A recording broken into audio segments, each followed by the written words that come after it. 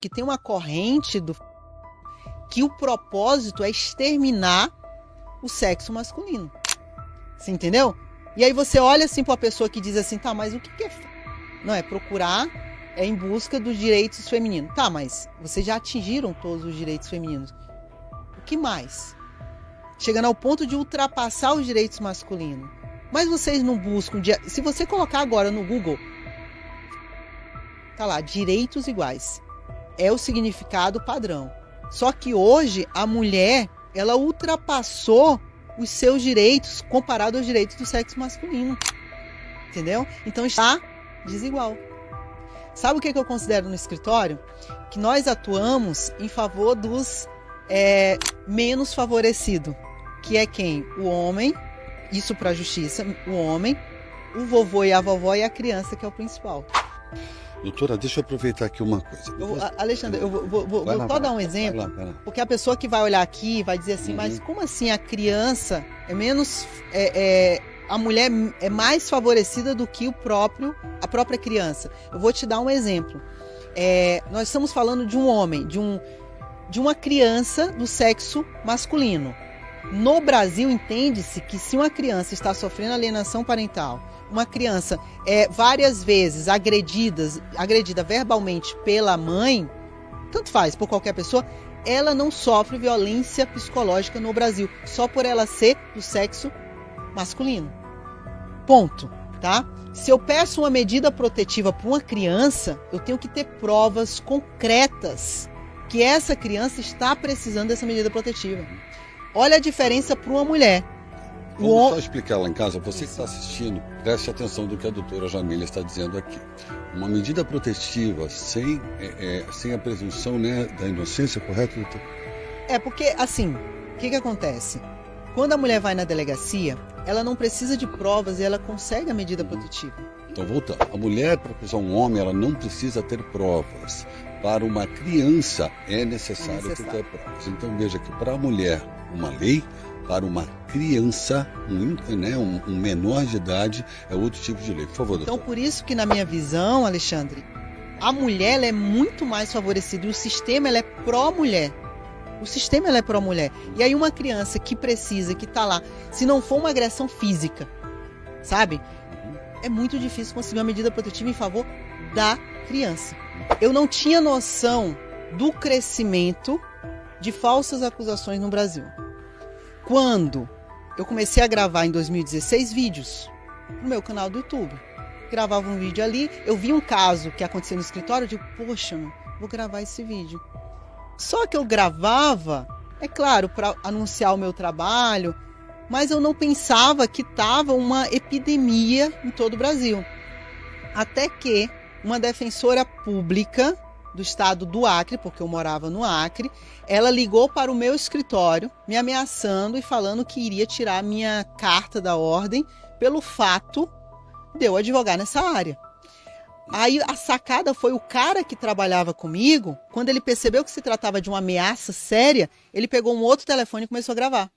E nessa brincadeira, ele gravou todas as ameaças, dizendo que era um absurdo uma mulher estar defendendo um homem, né? No primeiro momento eu pensei o quê? Eu não imaginava que uma senhora de mais de 40 anos teria coragem de ligar para o meu escritório me ameaçando e chegando ao ponto e ainda de ser servidora pública, não passava, eu pensei que era um trote.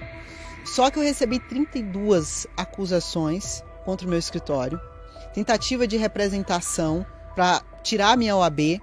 Quando eu vi que eu ia perder minha carteira, eu digo, agora é tudo ou nada. Eu não já vou perder a OAB? Elas não estão falando que eu vou perder a OAB, porque olha só o nível do demônio. Demônio pode falar, né? Opa. Do demônio que a pessoa entrou. Eu acho que é até demônio enviado por Deus. Porque se não tivesse acontecido isso, eu não estaria aqui hoje. Porque olha só, ela chegou a perder o tempo dela, que é isso que eu não consigo entender, e anunciar em todos os estados, em todos os grupos de advogadas, falando para mandar mensagem para o meu escritório, me ameaçar, criar grupos no WhatsApp, assim, fazer uma campanha mesmo e fazer denúncia na OAB, sabe? Pessoa que não tem o que fazer na vida.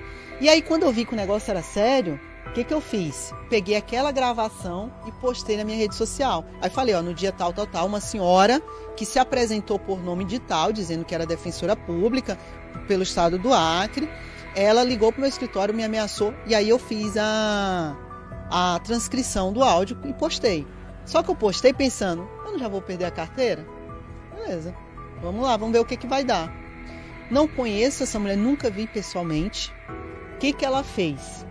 O que aconteceu? Foi parar no jornal estadual, depois foi para a mídia nacional, e as pessoas que viram, os homens que estavam sofrendo com isso, perceberam que tinha uma advogada que já atuava lá no Cafundal do Judas, né, como o pessoal fala aqui, lá no estado do Acre, atuando nessa área. E aí começaram a postar em vários grupos. E o ódio dessa mulher, por isso que eu tô falando, que às vezes Deus envia os anjos do mal, né? Só pode ser, porque o ódio dela se virou pro bem, porque as pessoas em todos os estados começaram a me ligar para me contratar, para atuar em suas causas. Só que o que aconteceu? Tinha gente que podia me contratar, mas tinha um problema. A audiência, como é que faria para pagar uma passagem de R$4.000, que é para sair do Acre e voltar? Eu digo, eu tenho que sair do Acre. Aí que você veio para São Paulo. Eu não consigo mais se desenvolver. Chegou um limite no estado do Acre. Aí foi quando eu vim para... Vamos só pegar aqui, chegou a nossa... Chegou o bebê. O mais Olha importante aqui, ó, do dia. 2 anos de trabalho para fazer isso tudo aqui. Que a gente vai falar dele como se deve. Esse daqui é o teu. O Alexandre, não me entenda mal, o Alexandre já recebeu o dele, viu? Esse daqui é o seu. É um presente com muito carinho. Calma, a gente fala depois. Depois, vamos deixar pro final. Vamos deixar pro final. Vamos deixar pro final. Vamos deixar pro final. A gente quer dizer para você que está em casa que esse programa aqui é exatamente isso. Não existe podcast que vai atrás de justiça. Todos nós fomos injustiçados alguma vez. Por um acaso a senhora foi injustiçada por alguém para criar essa veia para defender os homens? Foi por algum homem? Ah, mas só que nos grupos que criaram, tinha homens também. Tinham advogados homens. Criando estratégia de como fazer para tirar minha carteira da OAB. Não era só mulher, infelizmente. Tá? E eu vou até te falar uma coisa. Quando você encontra um homem feminista, às vezes é muito pior do que mulher. Homem feminista, no caso, ele é homossexual ou não? Não, mas meu Deus, é muito hétero. E tem muito. Advogados que atuam em defesa da mulher. Lá chega, eles falam coisas que eu não entendo. Que se eu fosse falar nas minhas redes sociais, no outro dia eu já seria representado no AB. Então, mas a pergunta que eu queria entender, na verdade as feministas defendem o quê? Elas não querem defender o que é correto, o que é justo. Você já ouviu falar do efeito manada? Do meu lado aqui, ó. O efeito manada tá aqui do meu lado. Eu já ouvi falar, não. Eu tô vivenciando isso. O que é o efeito manada? Eu posso até usar o exemplo do Alexandre, mas assim... vou usar o exemplo do Alexandre. Tá lá, passa na mídia, a pessoa não sabe a real história. Boa, doutor. Só contou aquilo que tá na mídia. Qual é o efeito manada? Acreditar naquela história, aí vai lá na casa do vizinho, replica uma história ainda pior. É o efeito manada. Vocês ouviram o que ela falou aí? A advogada. Ela entende do assunto. As crianças do sexo masculino, os meninos, têm menos direito que as mulheres.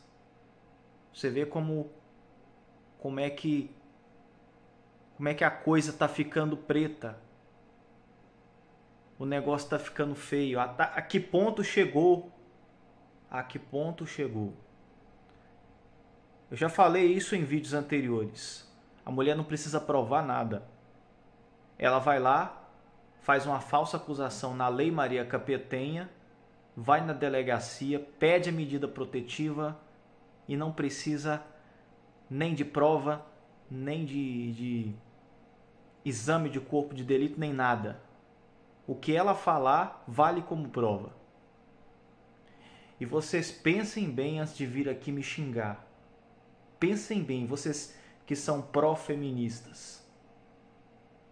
Pode ser seu pai, pode ser seu irmão, pode ser seu filho, pode ser seu neto, pode ser seu avô, pode ser seu sobrinho, pode ser seu tio, que pode sofrer alguma falsa acusação na Lei Maria Capetenha, sem nunca ter sem nunca ter encostado um dedo na donzela que o acusa.